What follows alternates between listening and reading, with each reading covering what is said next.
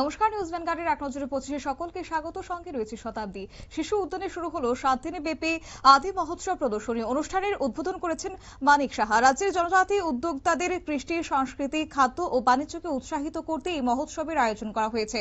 উদ্বোধনী অনুষ্ঠানে সাধারণ মানুষের উপস্থিতি ছিল চোখে পড়ার মতো।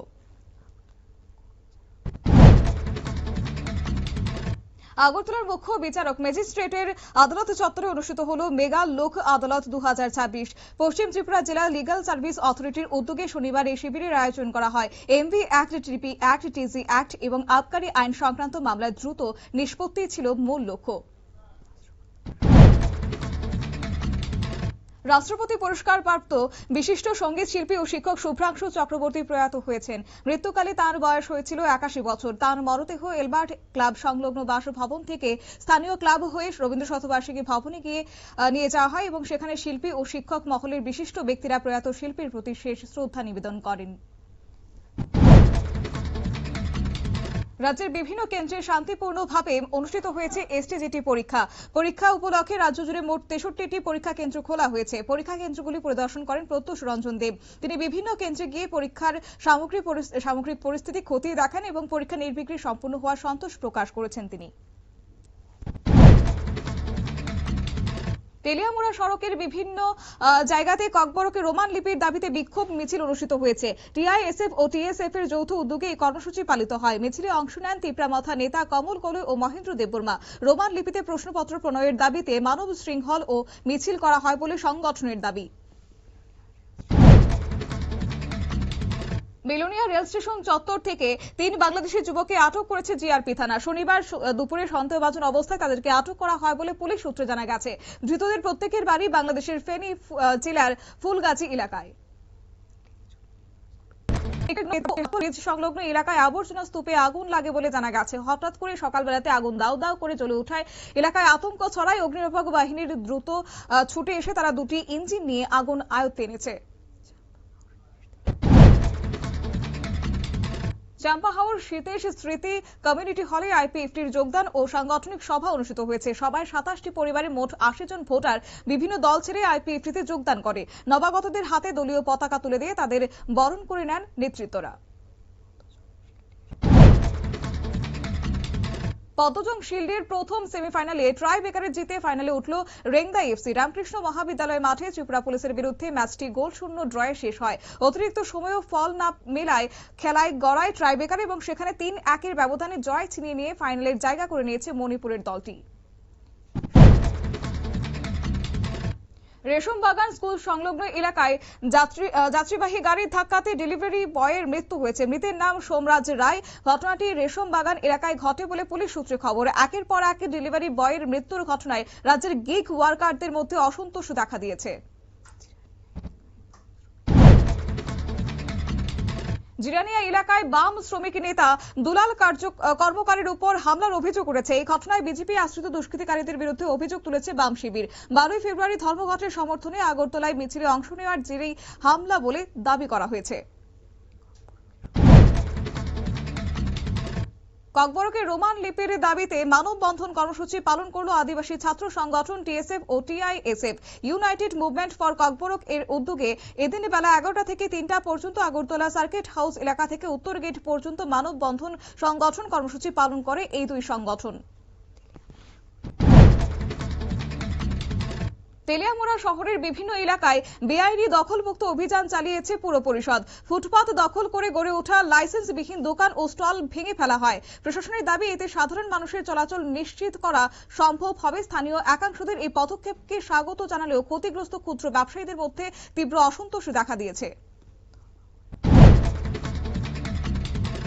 ধর্মনগরের বালিধুম লাল সাধু পাড়ায় সড়কে নির্মাণে নিম্নমানের কাজের অভিযোগ ক্ষোভ জানিয়েছে এলাকাবাসী। স্থানীয়দের দাবি 2 কোটি 43 লক্ষ টাকা টেন্ডার হলেও পাথরের বদলে নিম্নমানের ইট দিয়ে মেটালিং করা হচ্ছে। খারাপ রাস্তার কারণে রোগী পরিবহন ও কৃষিপণ্য বাজারে পৌঁছানো কঠিন হয়ে পড়ছে বলে গ্রামবাসীদের অভিযোগ।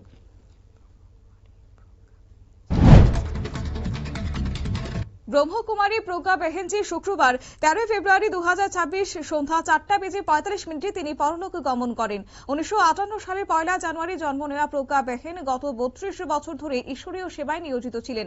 তিনি উদয়পুর সাব সেন্টারে পরিচালিকার দায়িত্বে ছিলেন। শনিবার উদয়পুরে তাঁর অন্ত্যেষ্টিক্রিয়া সম্পন্ন হয়। উচ্চ আদালতের বিচারপতিদের বিরুদ্ধে গত 10 বছরে 8,630টি অভিযোগ জমা পড়েছে। কেন্দ্রীয় আইন মন্ত্রক লোকসভায় এই তথ্য জানিয়েছে। আইনমন্ত্রী অর্জুন রাম মেঘওয়াল জানান, দুর্নীতি, যৌন অসদাচরণ ও অন্যান্য গুরুতর অনিয়ম সংক্রান্ত এই তথ্য সুপ্রিম কোর্টের ডেটার ভিত্তিতে প্রকাশ করা হয়। রেশন কার্ডধারীদের জন্য এবার বড় নির্দেশ জারি করেছে কেন্দ্র। জাতীয় খাদ্য সুরক্ষা আইনের আওতায় থাকা সুবিধাভোগীদের জন্য কেওয়াইসি বাধ্যতামূলক করা হয়েছে। খাদ্য ও ভোক্তা সুরক্ষা দফতরের নির্দেশ অনুযায়ী 28 ফেব্রুয়ারির মধ্যে কেওয়াইসি করতে হবে। নির্ধারিত সময়ের মধ্যে প্রক্রিয়া সম্পন্ন না হলে বিনামূল্যে রেশন বন্ধ হয়ে যেতে পারে।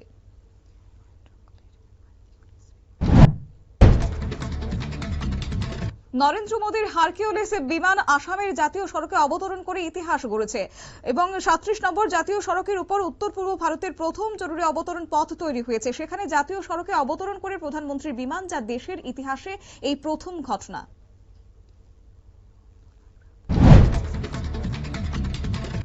সন্দোলা গ্রামটি নিজেকে এবার জাতপাত মুক্ত গ্রাম হিসেবে ঘোষণা করেছে। মহারাষ্ট্রের এই গ্রামে গত 5 ফেব্রুয়ারি আনুষ্ঠানিকভাবে ঘোষণা করা হয়। মনে করা হচ্ছে জেলার এই গ্রামটি দেশের সম্ভাব্য প্রথম জাতপাত মুক্ত গ্রাম। দীর্ঘদিনের বর্ণবিদ্বেষ ও অনার কিলিং এর মতো অন্ধকার অধ্যায় পেরিয়ে এই সিদ্ধান্ত নেওয়া হয়েছে।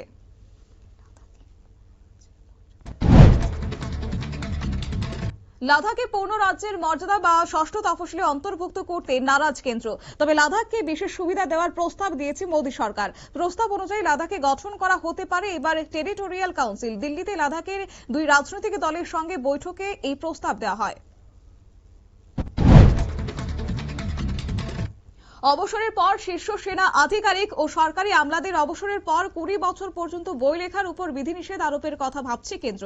সম্প্রতি প্রাক্তন সেনাপ্রধান মনোজ মুকুন্দ নারাভানের লেখা আত্মজীবনী 4 স্টার অফ ডেস্টিনি নিয়ে বিতর্কের জেরে জাতীয় নিরাপত্তার প্রশ্নে এই ব্যবস্থা নিতে চলেছে কেন্দ্রীয় সরকার। ইলেকটোরাল ট্রাস্ট থেকে সবচেয়ে বেশি 3,826 কোটি টাকার কর্পোরেট অনুদান পেয়েছে বিজেপি। মোট অনুদানের 82% টাকা পেয়েছে BJP. Association for Democratic reforms বা এডিআর ইলেকটোরাল ট্রাস্টের রিপোর্ট অনুযায়ী দ্বিতীয় ও তৃতীয় স্থানে বিরোধী দল কংগ্রেস এবং বাংলার শাসক দল তৃণমূল কংগ্রেস। বাংলাদেশের নির্বাচনে জয়ের পর প্রথম সাংবাদিক বৈঠকে ঐক্যের বার্তা দিয়েছে তারেক রহমান। তিনি জানান, নির্বাচন ও ফলপ্রকাশ এবং এখন অতীত, সামনে দেশ গড়ার দায়িত্ব। সকলকে দেশের উন্নয়নের ভূমিকা পালন করার আহ্বান জানিয়েছে বিএনপি প্রধান। জাপানের জলসীমা থেকে একটি চীনা জাহাজ আটক করেছে জাপানি উপকূলরক্ষীরা। চীনের দাবি, জাহাজটিতে ক্যাপ্টেন সহ 10 নাগরিক ছিলেন। সেখানে জাহাজটি নাগাসাকি প্রিফেকচারের বিশেষ অর্থনৈতিক অঞ্চলে ঢুকে পড়েছিল। তল্লাশির নির্দেশ অমান্য করে পালানোর চেষ্টা করা হয়েছে বলে সূত্রের খবর। ক্ষমতাচ্যুত রাজা জ্ঞানেন্দ্র সাধারণ নির্বাচনের আগে নেপালে ফিরে আসতে রাজনৈতিক উত্তেজনা বাড়িয়েছে। কাঠমান্ডুর বিমানবন্দরের সামনে হাজার হাজার মানুষ তাকে স্বাগত জানাতে জড়ো হন। সমর্থকদের মুখে শোনা যায় রাজতন্ত্র পুনর্বহালের দাবিতে রাজাকেও ফেরাও স্লোগান এবং সেই জমায়েতে নিষেধাজ্ঞা জারি করেছে সরকার। এক নজরে 25 আপাতত এই পর্যন্ত। পরবর্তী আপডেট এবং টকশো দেখার জন্য চোখ রাখুন শুধুমাত্র নিউজ ভ্যানগার্ডের পর্দায়। নমস্কার।